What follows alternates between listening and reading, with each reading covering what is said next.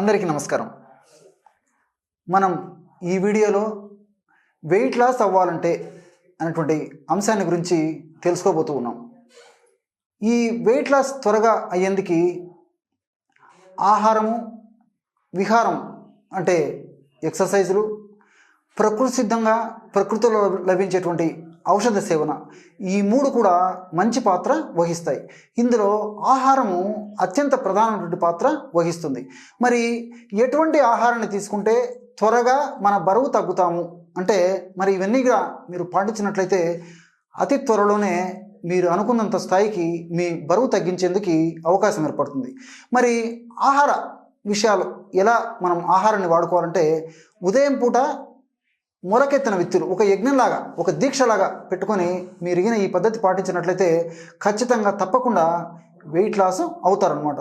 ఉదయం పూట మొలకెత్తిన విత్తనాలు తీసుకోవాలి. మధ్యాహ్నం పూట భోంచేయాలి, సర్వసాధారణమైనటువంటి భోజనం. అదేవిధంగా రాత్రిపూట రోటీ కర్రీ తీసుకోవాలి. ఈ పద్ధతిలో మీరు ఒక ఔషధ ఆహారాన్ని మీరు తయారు చేసుకుని వాడుకున్నట్లయితే శీఘ్రమైనటువంటి, సత్వరమైనటువంటి, వెంటనే ఎలాంటి ఉపద్రవాలు కలగకుండా అనుకున్నంత పరిస్థితుల్లో అనుకున్నంత వరకు వెయిట్ తగ్గేందుకు అవకాశం ఏర్పడుతుందన్నమాట. మరి ఉదయం పూట మొలకలు తినమని చెప్పాను. మరి డాక్టర్ గారు ఎలా మొలకలు తయారు చేసుకోవాలి అని చెప్పేసి చాలామందికి సందేహం కూడా రావచ్చు. ఈ మొలకల్ని ఎలా తయారు చేసుకోవాలంటే, తగినన్ని పెసలు, బొబ్బర్లు, శనగలు ఇవి తీసుకొని ఉదయం నుంచి రాత్రి వరకు నానబెట్టేసేయండి.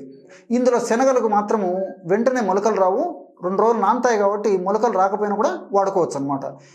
కాబట్టి వీటిని ఉదయం నుంచి రాత్రి వరకు నానబెట్టేసి రాత్రి ఆ ధాన్యాలని ఒక అరగంట లేదా గంట సేపు ఆరబెట్టేసేసి తర్వాత బట్టలు మూట కట్టేసేయండి. మరుసటి రోజంతా ఏం చేయకుండా అలాగే ఉంచేసి తర్వాత రోజు ఉదయం ఆ మూట విప్పి చూసేసరికి మనకు మొలకలు ప్రత్యక్షం అవుతాయి అన్నమాట. మరి అలాంటి మొలకలని మనం ఉదయం పూట టిఫిన్లో ఆహారంగా వాడుకోవాలి. మరి అలాంటి మొలకల్లో అలాగే తినడం కష్టం కాబట్టి అందులో ఖర్జూరము, టమోటా పళ్ళు, కిస్మిస్సు, ఉల్లిపాయ ముక్కలు, పచ్చిమిరపకాయ ముక్కలు ఇలాంటివి వేసుకొని చాలా రుచికరంగా తయారు చేసుకొని ఉదయం పూట టిఫిన్గా వాడుకోవచ్చు. మరి మధ్యాహ్నం పూట సర్వసాధారణమైన భోజనము, అదేవిధంగా రోటీ పచ్చడి, పప్పు, చారు, మజ్జిగ సర్వసాధారణంగా. ముఖ్యంగా ఈ భోజనంలో కూడా తెల్ల బియ్యంతో కాకుండా మామూలు బియ్యంతో అంటే ముడి బియ్యం అవకాశం ఉంటే ముడి బియ్యంతో తయారు చేసుకున్నటువంటి అన్నం వండుకోవడం వల్ల చాలా చాలా అద్భుతంగా అది ఉపయోగపడుతుంది అనమాట. అది మధ్యాహ్నం భోజనం. మరి రాత్రిపూట 7 నుంచి 8 గంటల మధ్యలోనే మీరు ఆహారం తీసుకోవాలి. ఎలాంటి ఆహారం తీసుకోవాలంటే రోటీ, కర్రీస్. చాలామందికి మరి ఎవరో చెప్పారని చెప్పేసి రోటీ, కర్రీ విపరీతంగానో, విచ్చలవిడిగానో, తెలిసి తెలియకనో, అవగాహన లోపంతోనో వాడి ఆశించినటువంటి ఫలితాలు కలగకపోగా నిరాశానికి కూడా గురయ్యేటువంటి పరిస్థితులు మనం సమాజంలో ఎంతమందినో చూస్తూ ఉంటాం. మరి తయారు చేసేటువంటి విధానం ఎలాగంటే, రోటీలు నేను చెప్తాను చూడండి. బియ్యము, గోధుమలు, జొన్నలు, ఉలువలు, పచ్చపెసలు, బార్లీ, ఈ 6 పదార్థాలను తీసుకోండి. ఒక్కొక్కటి ఉదాహరణకి 1/4 కిలో తీసుకోండి. బియ్యము, గోధుమలు, జొన్నలు, ఉలువలు, పచ్చపెసలు, బార్లీ గింజలు అన్నీ మనకు తెలిసినటువంటివి.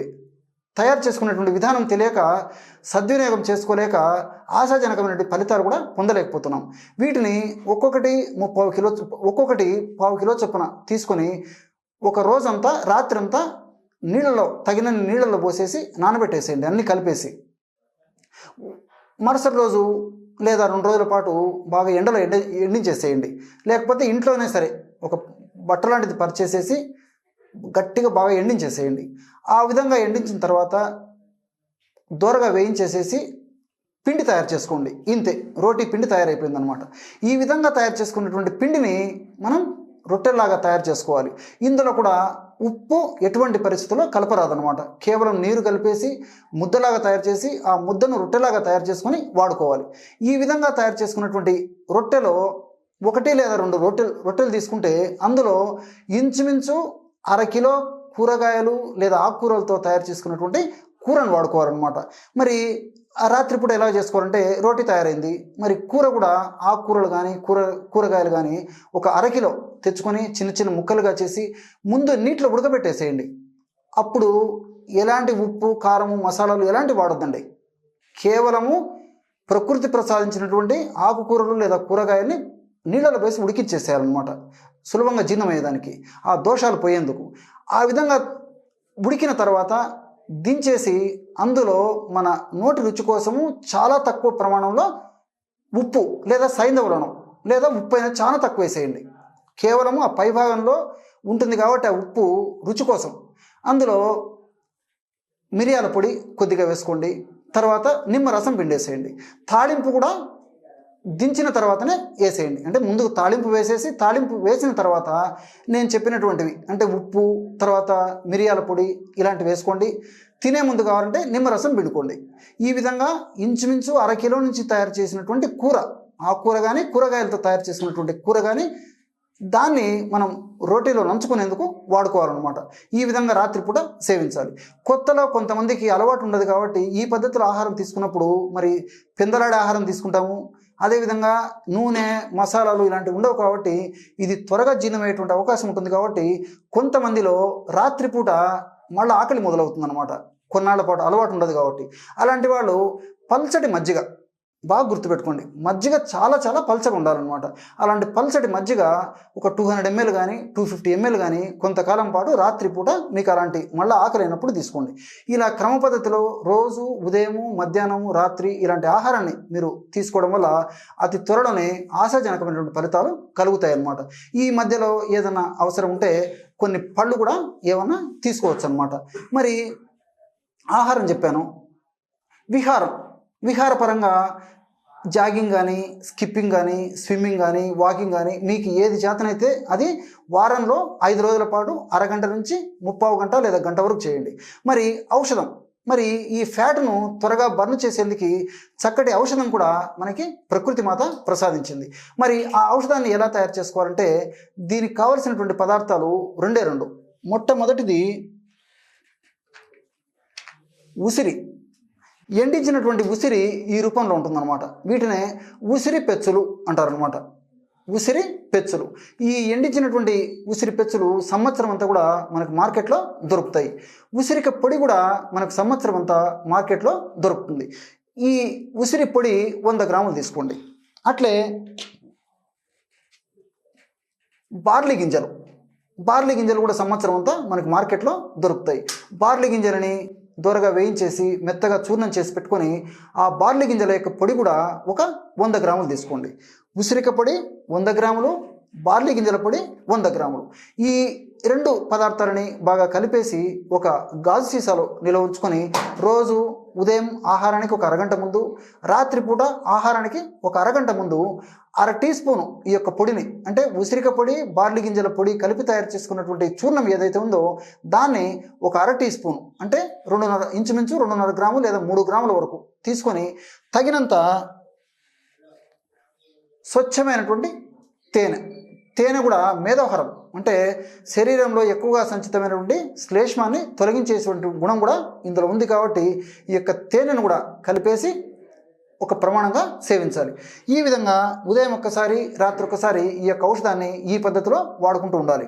మరి తేనె వాడడం ఇబ్బంది ఉన్నటువంటి వాళ్ళు, ముఖ్యంగా షుగర్ వ్యాధిగ్రస్తులు ఇలాంటి వాళ్ళు ఈ యొక్క ఔషధాన్ని పల్చటి మజ్జిగలో కలిపి కూడా సేవించవచ్చు. లేదా ఇదే యొక్క ఔషధాన్ని నోట్లో పోసుకొని గోరువెచ్చని నీళ్లు, అది వీలు కాకపోతే మామూలు నీళ్ళు కూడా అంటే చల్లనీళ్ళు కాకుండా మామూలు టెంపరేచర్ ఉన్నటువంటి నీళ్ళు కూడా తాగితే సరిపోతుంది అనమాట.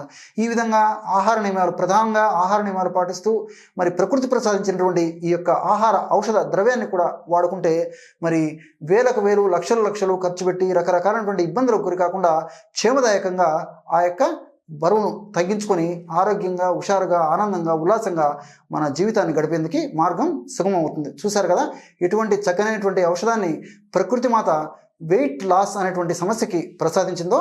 రేపు మరొక కార్యక్రమంలో మరొక అంశంతో మరొక వీడియోలో మళ్ళీ కలుద్దాం. అంతవరకు నమస్కారం.